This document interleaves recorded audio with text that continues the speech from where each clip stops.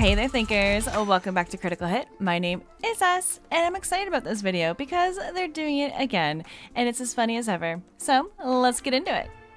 This tweet from Blaze TV, and they said, "It's a Wonderful Life and Wizard of Oz gets diverse reboot for people who haven't felt seen." Oh, thank God. I was really worried about that. And it's been weighing greatly on my heart. Once again, classic storytelling isn't good enough. Stories with rich, timeless values aren't universal enough, so it's time to cheapen them for the sake of your diversity, relatability, and representation agenda. That's what's happening here, and no one likes this. Somebody commented earlier saying, ironically, ensuring the film won't be seen. Somebody else said, "And this is why nobody gives two craps about when SAG-AFTRA went on strike. The first thing they do when they come back is a crappy reboots." I mean, very true. Oh, and this one had me rolling. "I've always said, It's a Wonderful Life wasn't diverse enough. Please make George Bailey an obese pansexual furry who uses a mobility scooter. And Clarence should obviously be played by Whoopi Goldberg." So true. That would be so progressive. It would be held as a true classic failure. So, the creative genius behind this craziness is a man named Kenya Barris. He is the creator and executive producer of shows like Blackish, Mixedish, and Black AF, and some more that are not worth mentioning. In regards to It's a Wonderful Life, he told Variety, I quote, "I feel like Christmas movies are amazing.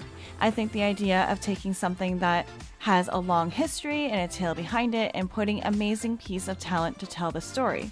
Okay, one? What the heck did I just read? That's not even a complete sentence or a complete thought. Honestly, it just doesn't make sense. You think the idea of taking something and putting an amazing piece of talent to tell the story? Variety also doesn't go on and complete that thought. There's not another sentence. Nothing goes on. That's just it. Also, maybe consider that because it's already so beloved and stood the test of time, it already has an amazing talent to tell that story. The cast was perfect, we don't need to change it. The story is heartfelt and endearing as it is. We don't need to do anything. We don't need to touch it. Stop making bad remakes of classics. Crazy idea. He also said, "It's a guy who is trying to help out his community, and things are going to turn around on him. I think it's the perfect story to tell for a person of color, black or brown, to get into that because our communities have some issues, and someone trying to help that community out." He said, "In the film's essence, I think that's the perfect vehicle to tell that story form." Now, again, that is a very weird sentence, but do you even know what It's a Wonderful Life is about? You want to do this remake or reimagining, but you think the whole movie is simply about a man helping his community. Yeah, George learned that his values in his family and community, and that he can contribute to them, but that's just one element of the story. It's about a broken man who does not realize the butterfly effects that his existence, that his life has on his loved ones. It's about hope. It's about sacrifice. It's about redemption. Christian spiritual redemption. That's the main part of the story, not about a guy giving back to his community because it has some issues. I don't even know if you know what the story is about. I digress. Moving on to The Wizard of Oz, he's also doing a reimagining of that story as well, and it's a doozy. So instead of Dorothy, the lead character will be a woman from Englewood, California, who lives in a massive apartment complex, The Bottoms, and the script has been completed. Just what we all wanted. I obviously wanted a Wizard of Oz set in Englewood, California. That would be terrible if you lived in LA. What kind of place is that? Okay, so that's the plot of the latest Wizard of Oz reimagining. Now, sometimes with these remakes, I feel like they're just money grabs from big studios like Disney. But I don't think that's the case with this one because I generally don't know how these movies will make any money. They sound so terrible. I suppose The Wiz doesn't count as diverse enough. He basically is doing another version of The Wiz. And what about it? I believe they already did that.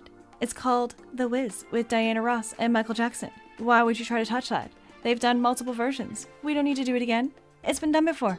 So this whole idea that you need to remake these iconic movies again, universally beloved stories for a specific minority audience is just ridiculous and offensive in my opinion, because this man is insinuating that his community isn't smart enough or isn't able to understand or relate to these timeless stories without being slapped in the face with some characters of color and some new plots set in Black communities.